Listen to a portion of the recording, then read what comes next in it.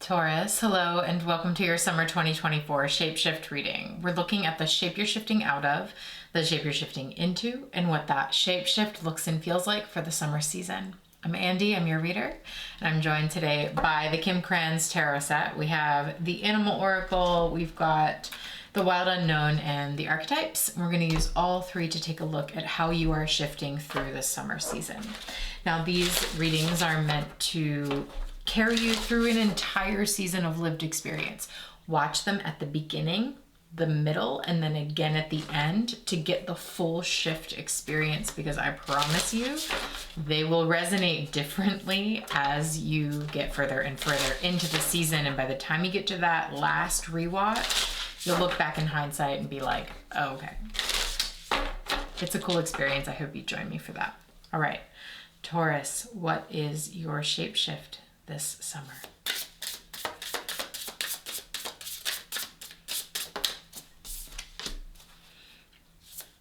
Okay. One more.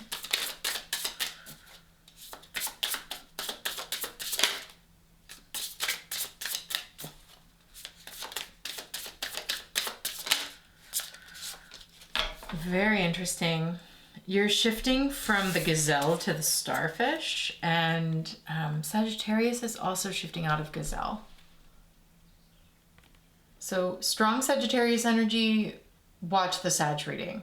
There might be something in that for you.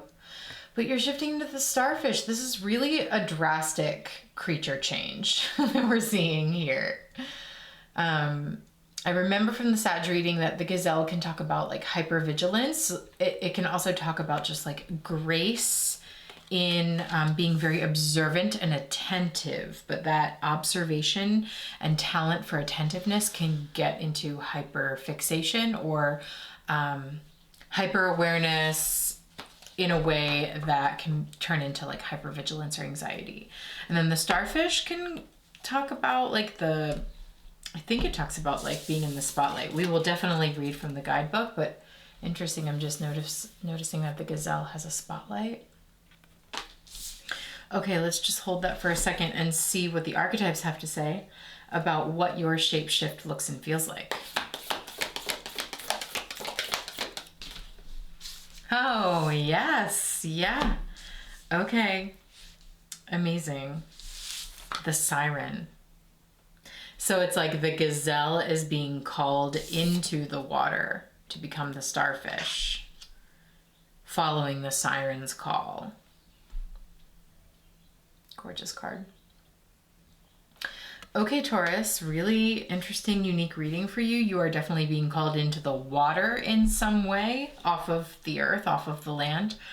So let's look at this together and we can read a bit from the guidebooks. Look at the imagery as I read. If anything specific speaks to you or sticks out to you, it'll be maybe like resonant and specific for your situation here. So let's look at gazelle. Gazelle is a fire animal in this deck. And it says heightened awareness and ability, maybe feeling a bit vulnerable. The gazelle represents supreme grace. With every move, this awe-inspiring beauty emits sophistication and elegance. I mean, hello, Taurus energy. Gazelle personalities are often hyper-aware of their surroundings, bordering on hyper-vigilant, and this can inhibit them from enjoying the beauty they've spent so much effort cultivating, Taurus. No more worrying about all of those predators out there in the wild. When this card appears, it's time to get back to the present moment. Sit down, find your breath, and acknowledge the bounty that surrounds you. Let it nourish your gentle spirit. When in balance, the gazelle is graceful, perceptive, artistic. When out of balance, there can be food allergies or insomnia or like a racing mind. Okay, interesting. To bring this back into balance, the gazelle needs some yin yoga, a cozy home, and good food. I mean, if that isn't Taurus energy, I don't know what is. Gorgeous. Okay, let's look at starfish. So from fire, which can be sort of inflammatory, okay, to water, which is very cooling, a lot more go with the flow, a little gentler. So let's look at starfish. It says beautiful, alluring, superficial, or shallow, okay? The starfish is a natural and exquisite beauty, mesmerizing to all. There's that siren energy. Being around someone with starfish energy is a thrill, like you've been put under the spell of divinity itself. The problem is these creatures have been reliant on how they look and what other people think of them for so long that they have forgotten their deeper callings. When this card appears, it is important to ask, am I being swayed by outward appearances? What dreams have I put aside to please others? When in balance, the starfish is uplifting, artistic, and expressive. When out of balance, gossips or feels empty. To bring it into balance, the starfish needs positive friends. Okay, so there's this whole story unfolding, Taurus, of you here, like, in your grace and beauty in the earth realm, for sure, but maybe bordering on like awareness to the point of hypervigilance and like dipping into anxiety and like forgetting about all of the beauty and the grace and like the gorgeous world all around you because you're in this fear state and it can be hard to get out of that. And then the siren comes, we're going to read it, don't worry, but the siren comes and kind of calls you into the water to remember your beauty, to remember your allure, and to get out of that anxiety state. By remembering how beautiful you are, remembering your natural charm and your natural like star quality, star power. There's something really nice, really beautiful in that. And like remembering your particular allure seems to be very important.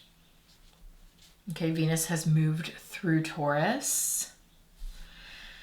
Venus conjuncted Jupiter in the spring in Taurus. So like this Venusian energy maybe has been a bit of a reboot in your sign and reminding you about beauty and the power of beauty and the power of specifically your beauty and your allure to help get you out of anxiety. I like that angle. That's a really nice read. Let's look at the siren. Okay.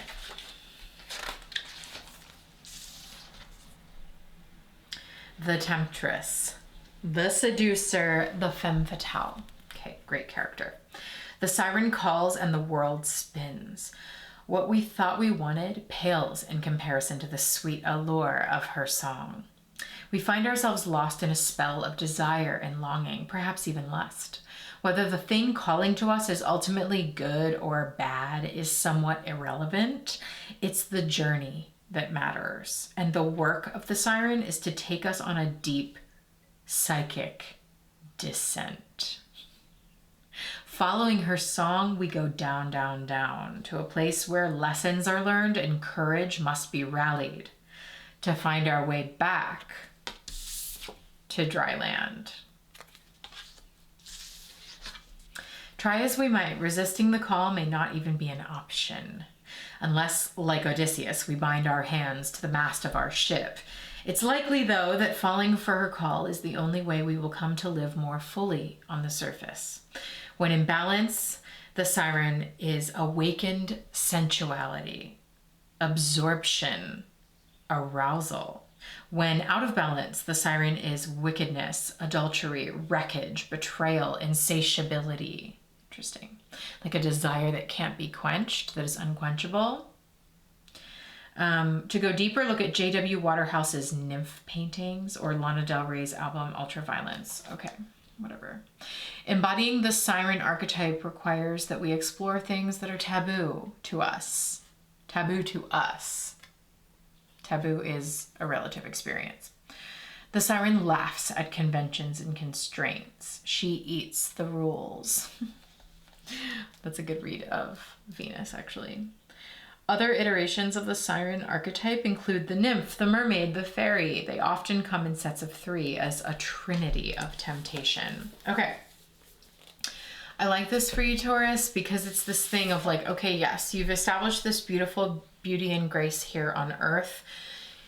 And also, Earth has become like sort of a scary place to live, and that like social, cultural fear is creating an anxiety in you that is maybe difficult for you to remember and to see the beauty within you and the beauty all around you. And enter the siren as if to say, gazelle, Come back to your depths. Like, let me take you back to the depths of who you are, lest you forget your incredible beauty that lies beneath the surface. And it's almost like when you are, this is a great Saturn in Pisces read also. But it's like when you are under the water, there's something about like the gazelle, because it's such a different environment for you. It's like, you forget the worries that were up at the surface, and like down below you're like remembering art and expression and your artistry and your beauty and like your natural presence. And you can then bring that back up to the surface in a way that reintroduces your desires back into your life. Oh, right. I have desire. I forgot because of all of the hypervigilance and all of the stress and all of the anxiety. Like, oh my God, I have like passions, I have desires, I have like artistry, I have beauty. I want to revamp it, express it again, find it within myself, let others see that part of me again. It's so beautiful. Big Venus energy in this reading, Taurus. I'm loving it so far. So we're going to take it into a deeper reading now. I'm going to use the Wild Unknown and some other decks, and we're going to clarify this shape shift basically with a whole other reading. So if it's resonating with you so far and you'd like to view the full reading, join us in the Shifting Space by clicking the link in the description below.